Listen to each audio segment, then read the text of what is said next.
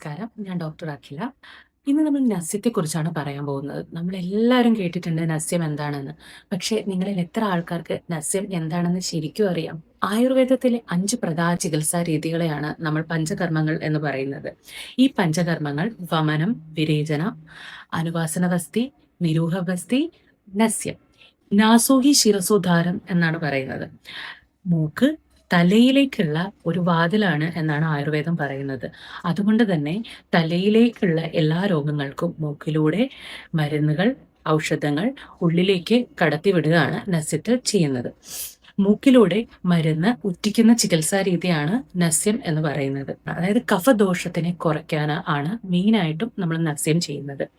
കഴുത്തിന് മുകളിലേക്കുള്ള എല്ലാ രോഗങ്ങൾക്കും നസ്യം വളരെ ഫലപ്രദമാണ്. സൈനസൈറ്റിസ്, തലവേദന, മൈഗ്രെയിൻ, കഴുത്തുവേദന, അതുപോലെ തന്നെ അവബാഹുകം, തോളലിൽ ഉണ്ടാകുന്ന വേദനകൾ, കണ്ണ്, ചെവി മുതലായിട്ടുള്ള ENT സംബന്ധമായിട്ടുള്ള രോഗങ്ങൾക്ക് ഒക്കെ നസ്യം വളരെയധികം ഫലപ്രദമാണ്. അതുപോലെ തന്നെ എല്ലാവർക്കും ഇന്ന് ബുദ്ധിമുട്ടുണ്ടാക്കുന്ന ഒരു കാരണമാണ് മുടികൊഴിച്ചിൽ. മുടികൊഴിച്ചിലിന് അലർജി പോലെയുള്ള പ്രശ്നങ്ങൾക്കും നസ്യം വളരെയധികം ഫലപ്രദമാണ്.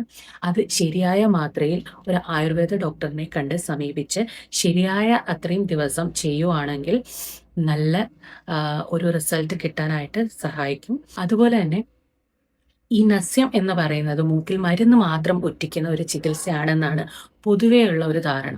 പക്ഷേ ഒരു പഞ്ചകർമ്മ ചികിത്സ ആയതുകൊണ്ട് തന്നെ നസ്യം എന്ന് പറയുന്നത് വെറും മൂക്കിൽ മരുന്ന് ഉറ്റിക്കുന്നത് മാത്രമല്ല, അതിനു മുന്നേ പൂർവ്വകർമ്മങ്ങളും നസ്യം ഒരു പ്രധാന കർമ്മമായിട്ടാണ് കണക്കാക്കുന്നത്.